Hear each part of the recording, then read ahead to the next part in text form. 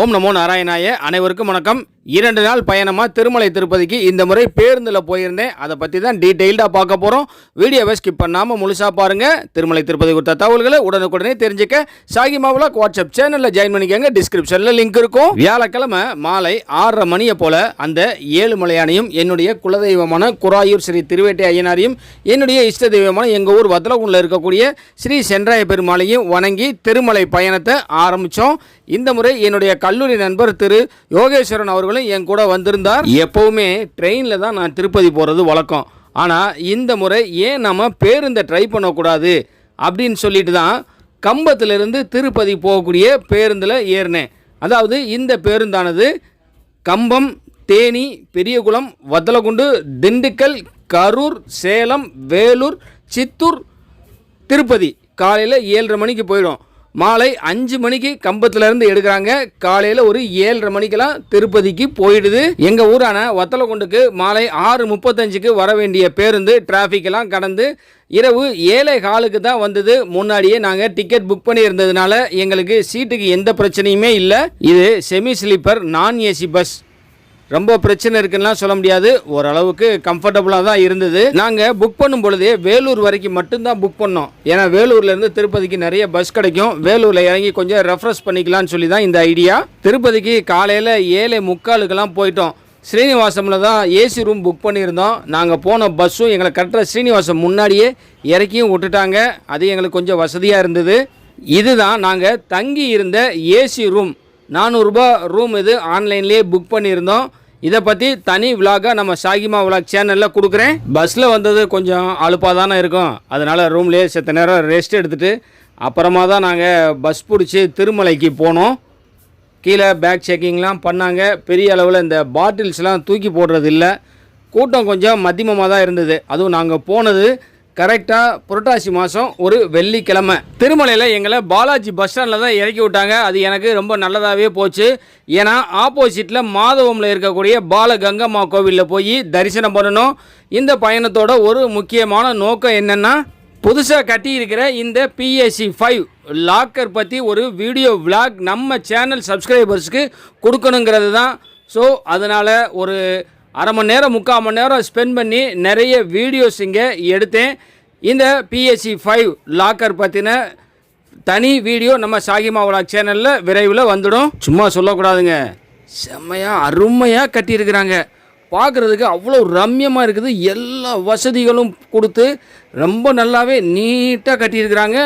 டீட்டெயில்டாக உங்களுக்கு நான் தனி வீடியோ ரொம்ப சீக்கிரம் கொடுத்துட்றேன். என்னோடய பிளான் என்னென்னா, PAC 1 பக்கத்தில் கவுண்டரில் அன்னப்பிரசாதம் கொடுத்துட்ருப்பாங்க. சாம்பார் சாதம் ரொம்ப அருமையாக இருக்கும். அது சாப்பிடணும்னு நினச்சிட்டு இருந்தேன். ஆனால் என் ஃப்ரெண்டுக்கு வந்து இல்லை உட்காந்து தான் அன்னப்பிரசாதம் சாப்பிடணும்னு கேட்டிருந்தான். கரெக்டாக PAC 5ல் அந்த அன்னப்பிரசாதமும் எங்களுக்கு கிடச்சிது. உட்காந்து ரொம்ப நல்லா சாப்பிட்டோம். அடுத்ததாக CRO ரூம் புக்கிங் ஆஃபீஸ் பக்கத்தில் இருக்கக்கூடிய ஆஜிதம் கவுண்டர் போய் அடுத்த நாள் நடைபெறக்கூடிய சுப்ரபாத சேவைக்கான ஆஃப்லைன் லக்கி டிப்க்கு ரிஜிஸ்டர் பண்ணலான்னு பார்த்தேன். செம கூட்டமாக இருந்துச்சு. இங்கே நின்னோம்னா கிட்டத்தட்ட இங்கேயே ஒரு 1.5 மணி நேரத்துக்கு மேலே டைம் ஆகிடும் அப்படின்னு தெரிஞ்சதுனால 300 ரூபா தரிசன டிக்கெட் புக் பண்ணியிருந்தோம். ஸோ இங்கே ரிஜிஸ்டர் பண்ணாமலேயே நேராக கிளம்பிட்டோம். நேராக போய் பட்டகங்கம்மா கோவிலில் கங்கம்மாவை ரொம்ப நல்லா தரிசனம் பண்ணணும். அடுத்ததாக மாதுருஸ்ரீ வேங்கமாம்பா சமாதிக்கு போய் அவங்களையும் வணங்கணும். புனித புஷ்கரணியில் போய் குளிக்கிறதுக்கெலாம் டைம் இல்லை.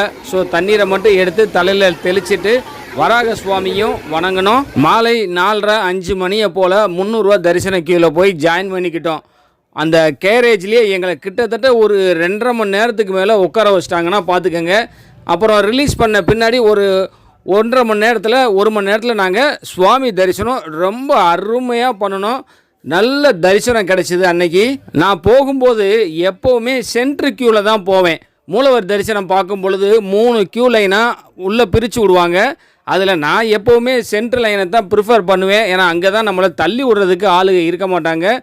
நீங்களாம் எந்த லைன் வழியாக போய் சுவாமி தரிசனம் பார்ப்பீங்கன்னு சொல்லி கமெண்டில் சொல்லுங்கள். லட்டு பிரசாதம்லாம் வாங்கிட்டு ஒரு 9 மணிக்கு மேலே ராம்பகிஜா பஸ் ஸ்டாண்ட்லேருந்து பஸ் பிடிச்சி கீழ் திருப்பதி வந்துட்டோம். ஸ்ரீனிவாசத்தில் ரூம் புக் பண்ணியிருந்தோம்னு முன்னாடியே சொல்லியிருந்தேன். அங்கே தங்கிட்டு காலையில் ஒரு 7:30 மணிக்கெலாம் எந்திரிச்சு ரெஃப்ரெஷ் ஆகி ரூமை வெக்கேட் பண்ணி கிளம்பிட்டோம். ஒரு 10 வருஷத்துக்கு முன்னாடி சித்தூர் பக்கத்தில் இருக்கக்கூடிய காணிப்பாக்கம் ஸ்ரீ வரசித்தி விநாயகர் கோவிலுக்கு போயிருந்தேன்.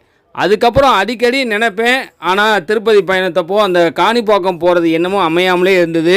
இந்த தடவை பஸ்ஸில் தானே போயிருக்கோம், கண்டிப்பாக எப்படியாவது காணிப்பாக்கம் போயிடணும்னு சொல்லி முடிவு பண்ணி காணிப்பாக்கத்துக்கு நானும் என்னுடைய நண்பரும் போயிருந்தோம். சும்மா சொல்லக்கூடாது, பிள்ளையார் கோவில், சிவன் கோவில், பெருமாள் கோவில் மூணுமே ஒரே இடத்துல இருக்கிறத இங்கே பார்த்து ரசிக்கலாம்.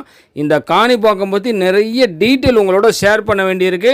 ஸோ தனி வீடியோவை நம்ம சாகி மவ்லாக் சேனலில் நான் கொடுக்குறேன். அங்கேயே ஒரு மணி நேரம் காத்திருந்து அன்னப்பிரசாதமும் சாப்பிட்டுட்டு காணிப்பாக்கத்தில் இருந்து சித்தூர் வந்தோம். சித்தூர்லேருந்து வேலூர் வந்து நாங்கள் முதல்ல வந்த அதே பேருந்து, அதாவது திருப்பதி டு கம்பம் பேருந்தை நைட்டு ஒரு 8 மணிக்கு வேலூரில் பிடிச்சிட்டோம். அங்கேருந்து நேராக எங்கள் ஊரான வத்தலக்குண்டுக்கு காலையில் ஒரு 6:30 மணிக்கெல்லாம் வந்துட்டோம்.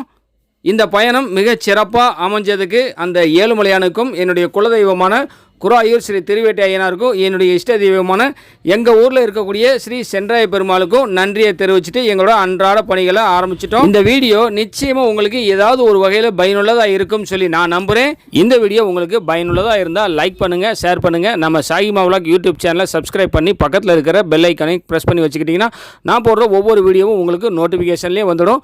திருமலை திருப்பதி குறித்த உங்களுடைய டவுட்டை கமெண்ட் செக்ஷனில் கேளுங்க, நான் பதில் சொல்கிறேன். அனைவருக்கும் நன்றி. ஓம் நமோ நாராயணாய.